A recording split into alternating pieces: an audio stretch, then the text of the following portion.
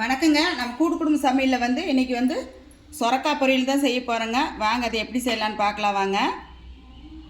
மேலே இருக்கிற தோலை சீவி பொடியை அரிஞ்சு எடுத்துக்கலாங்க.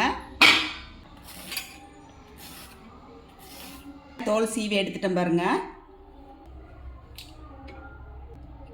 பொடியை அறுத்து எடுத்துக்கலாங்க. சொரக்காய் பொரியல் செய்கிறதுக்கு வந்து ஒரு பாத்திரம் வச்சுருக்குறேங்க. எண்ணெய் ஊற்றிக்கலாங்க. கடுகு, கடலைப்பருப்பு, பெரிய வெங்காயம், பச்சை மிளகாய், கருவேப்பிலைங்க. நான் எல்லா காய்கறிக்கும் வந்து கருவேப்பிலை மல்லித்தலை போடாமல் செய்ய மாட்டேங்க, போடுவேன். தக்காளிப்பழம் வந்து பொடியை நறுக்கி வச்சுருக்கிறேன், இதையும் போட்டுக்கலாங்க.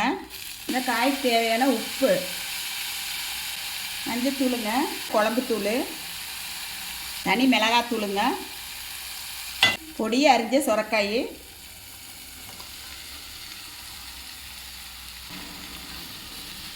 சொரக்காய்க்கெல்லாம் தண்ணி ஊற்ற வேண்டியது இல்லைங்க. சொரக்காயிலே தண்ணி வரும். வந்து வணக்கி எடுக்கலாம் தண்ணி ஊற்றாமல்.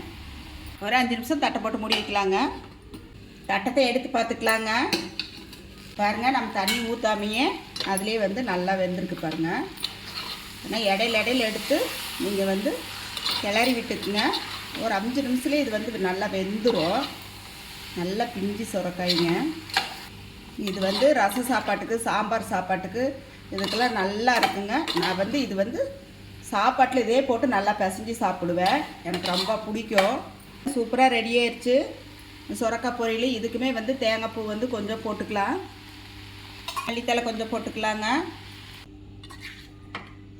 எங்கள் பொண்ணுங்களுக்கெல்லாம் ரொம்ப பிடிக்குங்க. சூப்பராக ரெடி ஆயிடுச்சுங்க நம்ம சொரக்காய் பொரியல். எல்லோரும் வாங்க, சாப்பிட்லாம் வாங்க. நீங்களும் உங்கள் வீட்டில் செஞ்சு சாப்பிட்டு பார்த்துட்டு எப்படி இருக்குன்னு சொல்லி சொல்லுங்கள். எங்கள் வீடியோ பிடிச்சிருந்தால் லைக் பண்ணி ஷேர் பண்ணுங்கள். நன்றிங்க.